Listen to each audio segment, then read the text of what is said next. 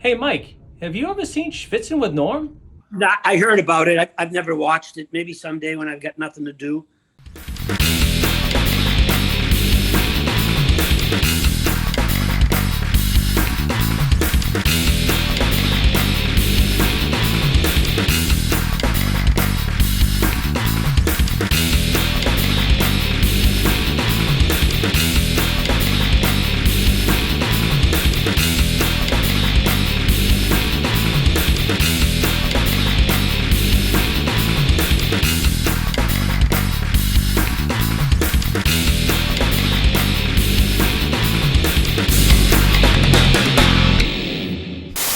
Hey Playheads, you're watching Schvitz'n with Norm, the fitness show for smart people with bad taste. We'd like to welcome our latest Schvitzheads. We have New Albany, Mississippi and Fort Wayne, Indiana. So glad to have you aboard our sinking ship.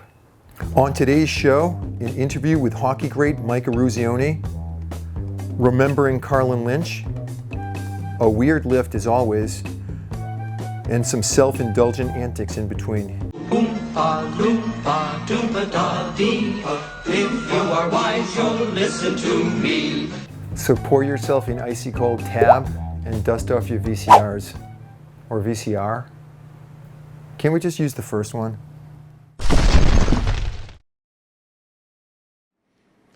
Hi everybody. I usually mess up the thing. We're still rolling, it doesn't matter. All right, guest demonstrator number one is Anna Curry. This is Steph Curry's niece. There's no relation to the overrated swim coach from New Bedford.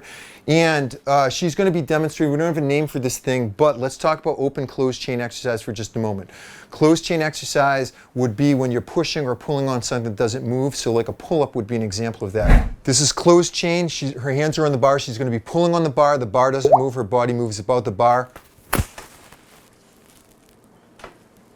If we're doing a lat pull, now our body stays in one place, but this moves. So swimming is kind of a unique sport in that it's considered, I think, primarily open chain, except for the start and turn. But I disagree with that. It's almost like an in-between kind of thing, because when you're swimming in the water, the viscosity of the water, when you're pulling against the water, that does help propel you through the water, but your arms and legs also move through the water. So it's not exactly one or the other, it's in between. And so now we have an exercise that we've come up with that sort of tries to mimic that unique aspect of the sport. And so here we go, and if this doesn't go well, she does have an injury, so let's just try to cut her some slack. Okay, so she's going to be jumping up. She's going to be using the resistance of the cord itself to help propel her up, but she's also going to be pulling the cord down with her arms. So she has a little bit of the best of both worlds. Show us what it looks like.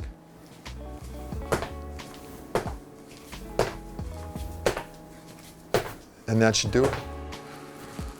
So, as we just demonstrated, she is stretching the cord and extending it down, but she's also using the elasticity of the cord to accelerate herself up. So, it doesn't seem anything like swimming, but it's sort of close for our purposes, right?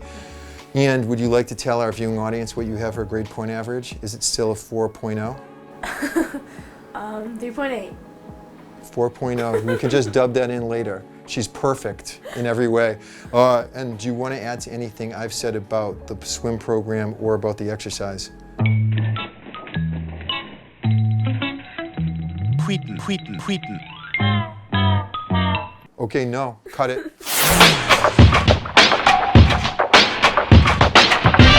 Today's interview guest needs no introduction, the great Mike Eruzione. Mike who? For anyone who may not have been born yet, or that's really stupid, or that's been living under a rock, the year was 1980. The Pina Colada song was polluting the airwaves. Horny adolescents were being aroused by young Brooke Shields in the cinematic masterpiece, The Blue Lagoon. Our country was gripped by the Iran hostage crisis. The Cold War was in full swing and tensions were running high between the Soviet Union and the United States. And in our darkest hour, our collective spirits were lifted by a plucky group of relatively obscure young hockey players. And too many good saves. Eruzione! Mike Eruzione! Yeah, but who is he? That guy, the captain, team for USA, beat the Russians, miracle on ice, gold against Finland.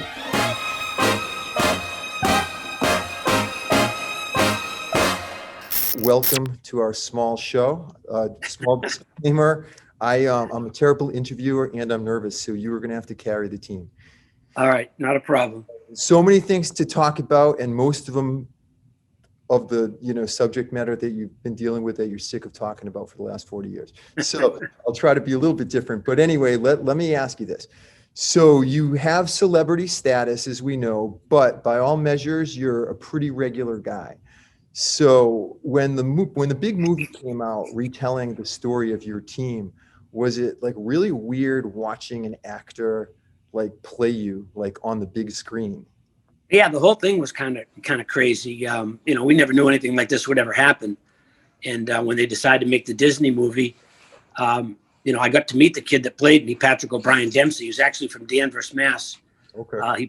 He played hockey at Fitchburg State. Yeah, it was kind of weird. It was kind of bizarre because I didn't know what they were going to do in the movie. I had nothing to do with it. I wasn't involved in it. So I basically went to the theater wondering, okay, what's this thing going to look like? And the first time you see somebody come across the screen and you go, hey, that's me, but it's not me. So it was really kind of strange, but I thought they did a really, really nice job. Without critiquing his specific acting job, when you were watching it, were you being like, wow, this guy has me down pretty good? Or was it like, that's not really what I acted like? Well, I thought he did in some parts. I thought in the movie, they kind of had me sometimes with like a deer in the headlights look, which was not my personality at all. So I thought, maybe they softened me up in the movie a little with my energy that I normally have. And I was a lot more vocal, during the year with the team than the movie showed. But for the most part, again, here's a kid that's never acted before. So I thought he was fine. It's only a movie. Right. So, and everybody loves that movie. So like, not to sully its great reputation, but I do have a question regarding the authenticity of one particular team. So the very legendary bag skate when Herb was pissed off at you guys for, I think against Norway, perhaps. Yep. So in the movie, the assistant coach looked like really freaked out.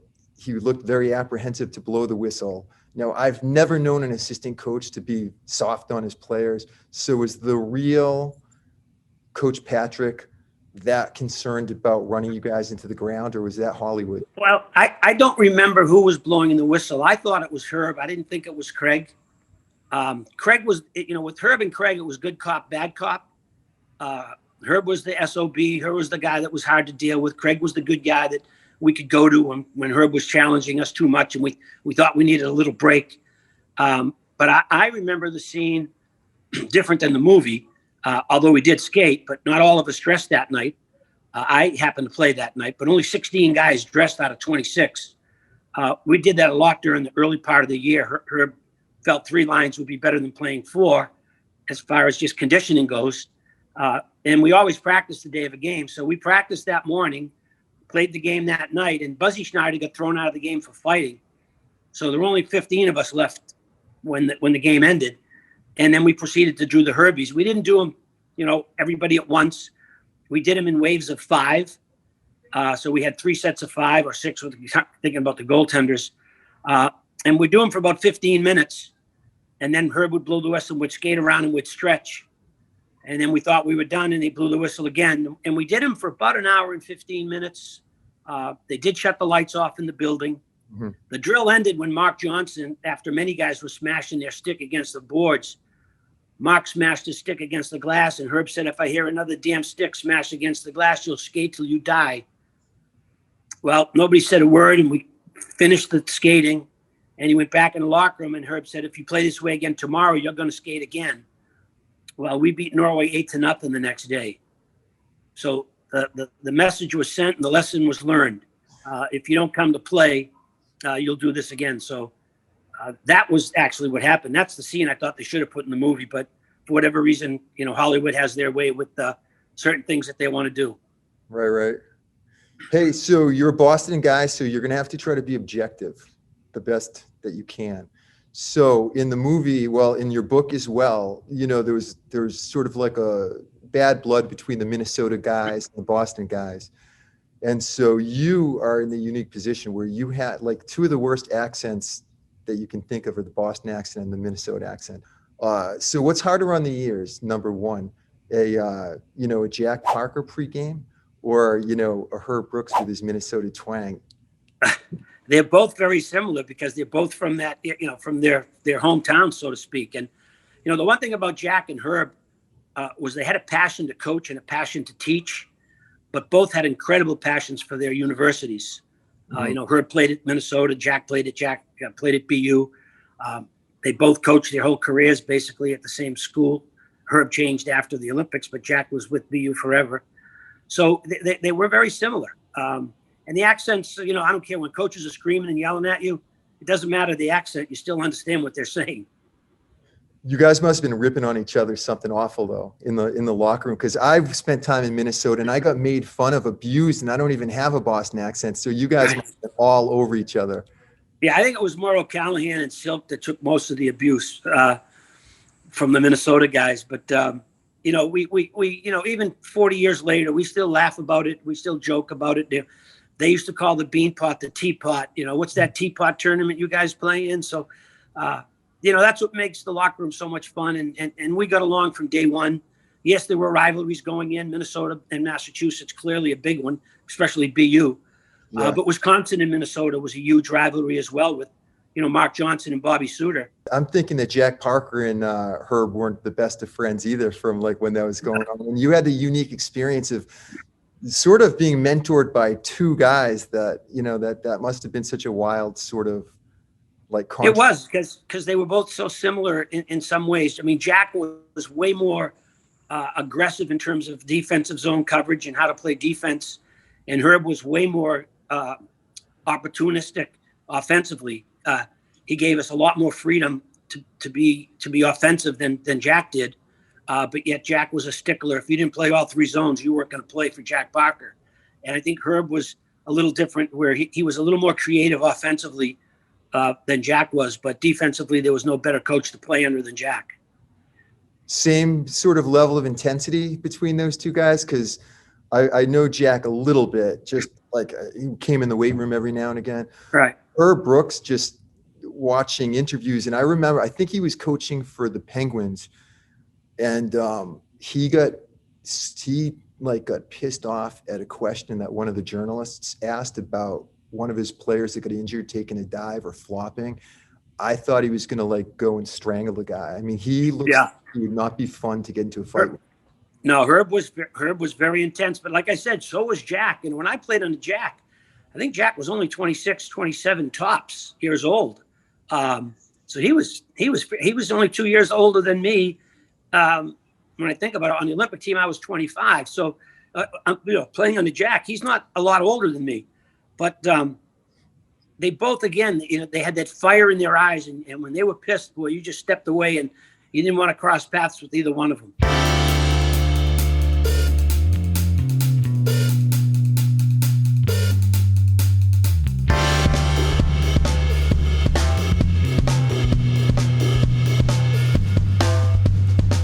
Your big moment is so sort of uniquely enduring compared to so many other huge moments. From your perspective, and you've been answering the same questions for decades now, but from your perspective, is there anything that sort of gets lost in the shuffle that you think is a little bit more interesting or a little bit more important that than the same old sickening questions that you've been dealing with? Yeah, well, I don't think people realize how important everybody in our team was. I mean, that's one of the things that frustrates me 40 years later is, it's all about Mike Eruzione or Jim Craig or Herb Brooks. If it wasn't for Mark Johnson, we don't win. I mean, that's how great Mark was. He scored every goal we needed to have scored. Billy Baker kind of get lost in the shuffle. Billy's goal against Sweden with 28 seconds left to go. We tied Sweden. If we lose that game, who knows how we respond? Do we get to the medal round even to play? Obviously we all know how well Jimmy played, but Kenny Morrow in our team defense was spectacular. So, I know there's only so many storylines you can tell when you talk about a moment like that, but, to me, I think it's important that people realize that there were 20 players on that team. And, we played 4 lines every night. We didn't just play, 1-2, 1-2-3 or anything like that. So everybody contributed. Everybody was a part of the success. And, I think it's hard to tell that whole story in, say, an hour and a half movie or a 2-hour movie. But I think, again, what gets lost in the shuffle is how everybody performed and how everybody played at such a high level for that 2-week period of time when we were there. I did read your memoir or memoirs. I don't know if that's a plural or not, whatever. But it sounds like your off ice was like really like conditioning. But what was the scene like? Not even for the Olympic training, but just even BU, like weight room wise. Was it like some guys were doing stuff, some guys weren't? No one was. What was the whole scene? There was no weight training. When practice ended, the first place we went to was the dugout. Players today, working at BU and being around the players, as soon as practice ends, these guys are in the weight room. Even they're in the weight room before practice. I think it was Wayne Gretzky said that the first time he sees a weight score a goal is the first time he'll lift one. So in that era, I was an athlete. I played football, hockey, and baseball. That was my weight training, was by playing sports. There was no, weight. I never lifted weights. I even just do a little of it now after I work out once in a while, but weights was never a part of my training. I know it's so important right now. Maybe looking back, maybe I wish I did lift some weights, but my training was playing. My training was playing football. My training was playing baseball, playing hockey, shooting pucks in the backyard, things like that, but nowhere near what it's like today. So I think it's more of the system of the kids that grow up today. They're in the weight room. They learn about health, fitness, and diet, nutrition. Back in the old days, boy, you didn't, before a game, you might have a pizza and a couple of beers. All right. So it's very, very, very, very different right now. But, even in 1980, we had some kind of weight training. There was a room. Me not being a weight trainer, I didn't do any lifting. I'd maybe do some stretching. But we had a few guys in the team that would go in the weight room and lift. But there wasn't a program that we had instituted, partly because we were traveling so much. We didn't have any really time to go in and work out. Right. And you know what? Even though I'm a weight room guy, I think it's so important. Obviously, I think it's a really important part of the game, but I do think that what you just described is what is missing from today's athletic development, which is going outside and climbing a tree and playing more than one sport and doing that. Well, that's a big thing. Playing more than one sport. It frustrates me when I see a 10-year-old boy and that's all he does is play hockey year round. You need diversity. You need a break. You need to get away. And I've always told people, I think I was a good hockey player because I played baseball and football. And, in high school, football was my passion. I loved football, and I played more baseball in my life than any sport. I played baseball constantly. Hockey was something I just did in the wintertime. So, it's, again, a very different time now. Athletes are training differently. They're eating differently. I liked it kind of in the era when I played. You had the reputation for your whole career of being a sniper. So do any of your goals, that you've scored stand out more than others?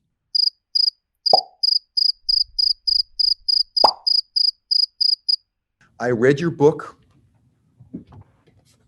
over the weekend, and I'm not just saying this because you're cool enough to do this show. I love this book.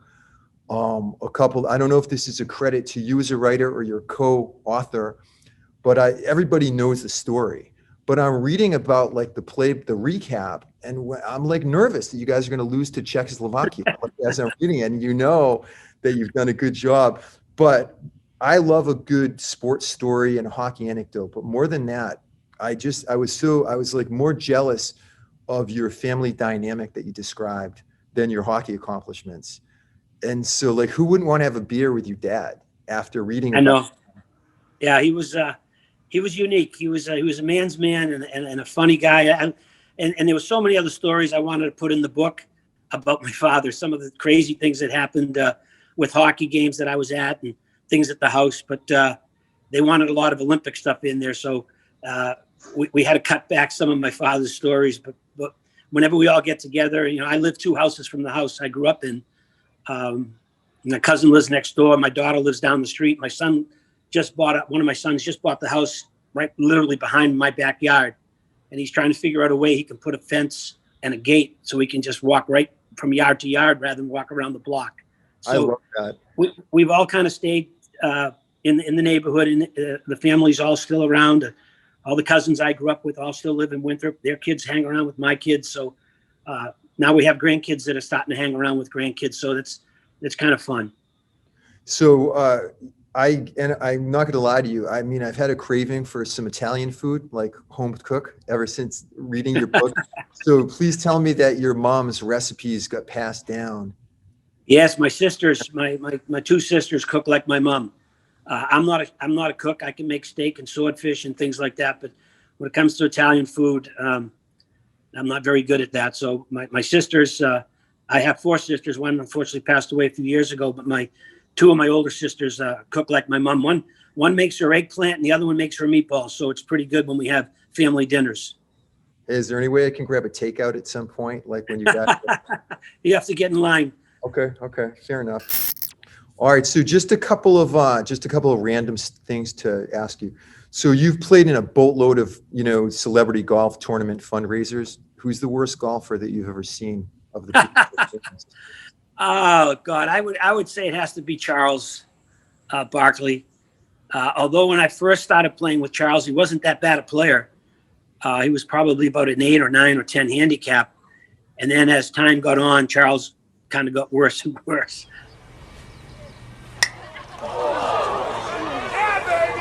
Any closing thoughts, words of wisdom for those young athletes who dare to dream the impossible dream? Keep dreaming, keep believing, keep working hard. I'm a big believer, and I really don't care how great an athlete you are. I want to know what kind of person you are. Be a good kid, be a good neighbor, be a good brother, be a good sister, be a good friend. Be somebody that people can look at and respect. Because when the smoke clears, people aren't going to remember you because you scored a goal or made a touchdown. They're going to remember you for the type of person that you are. And I think those are the qualities that kids should have and look forward to. If you happen to be a great athlete, don't be an asshole. Be a good person. Couldn't agree more. All right, hey, listen, thank you. You are awesome. You're the man, and you're a hell of a good sport for being on this show. And if anybody gives you a hard time, just tell them you lost a bet, and that's the only reason why you could. Make sure you say hi to Coach Cleary, please. Oh, will do. Thank you so much. Big thanks to the Miracle Man for joining us. We wanted to return the favor. He started a charitable foundation to give back to the community where it all started for him. A great cause if you'd like to learn more or contribute. We are proud to plug Winthrop Charities.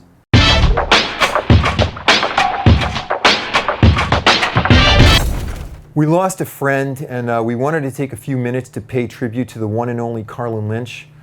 Just a quintessential football coach, straight out of Central Casting. Definitely a gritty, tough guy, but underneath his intimidating exterior, a very warm-hearted, compassionate man. A local legend in our parts, but for any out-of-towners, meet Carlin Lynch.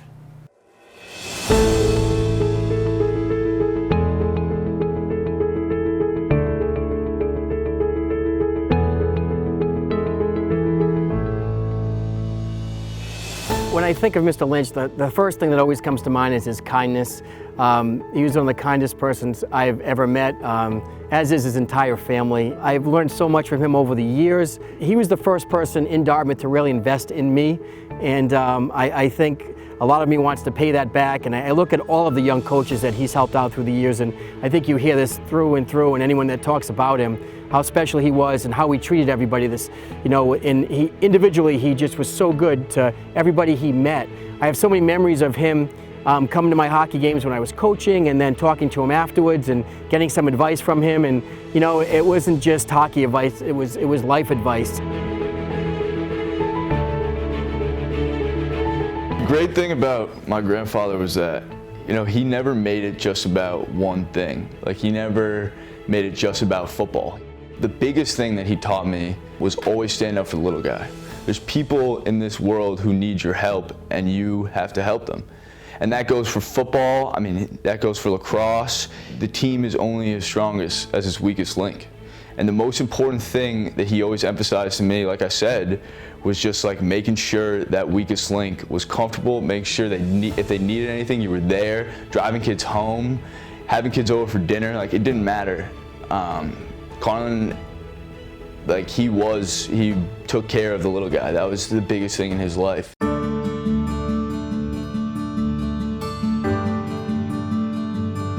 Well, I was a junior at Holy Cross College, and I went out for football my junior year.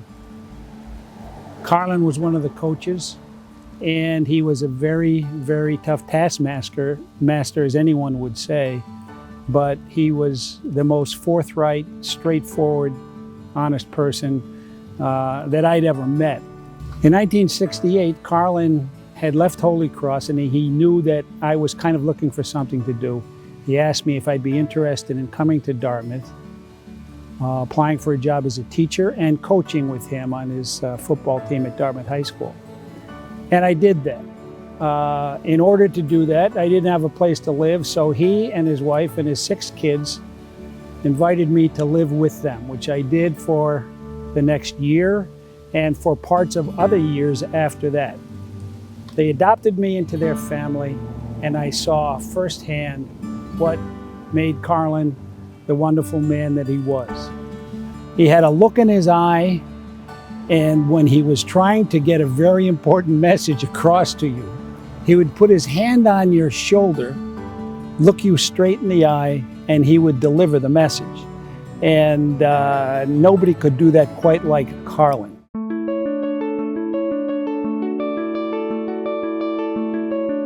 Carlin loved women and respected them. Had the best mother in the world. His wife and daughters taught him everything he ever needed to know about dealing with strong women. And so it doesn't surprise me when he became an athletic director at Dartmouth High School. One of the very first things he did was to talk to his teachers and say, you know, we have separated girls sports, girls athletics, phys ed, boys phys ed. He said, but winter semester, let's switch. Let's let the female teachers teach the guys, let the male teachers teach the women, the young girls. And sure enough, my sister was lucky enough to have Carlin Lynch, Mr. Lynch, teach her ice hockey in the gym at Dartmouth High School.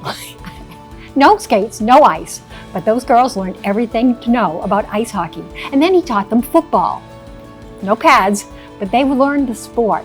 Mr. Lynch wanted women to succeed. He wanted women to be the very, very best they could.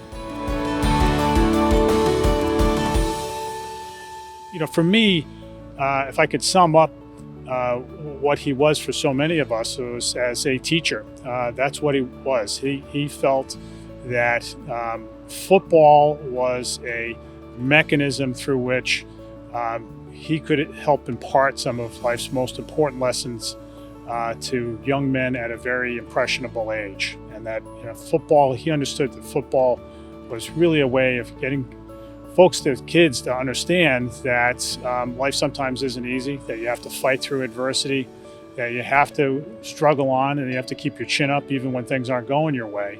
You never wanted to let him down. You always wanted to prove to him that you were worthy of his confidence, and that's why he got so much out of his players, and that's why so many of his players would come back years later and say, you know, you taught me a lot about football, and you taught me more about life. He had tremendous connections with the kids individually, and he had this knack of getting people to work together. He was really all about being the teacher coach and really helping people along the way, and you know, was my hero, and still is. And nobody cast a longer shadow than Carlin, because the people that he's encouraged will keep on trying to give his message. He's an amazing man, and I think about him every day. Every day.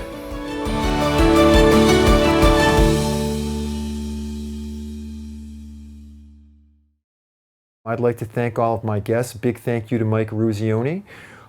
Thank you to the Lynch family and all the participants who helped out with the Carlin Lynch piece.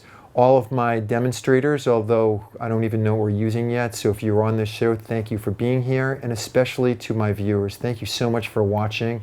And if you know anybody notable, interesting, or stupid enough to agree to be on our show, please contact our booking department.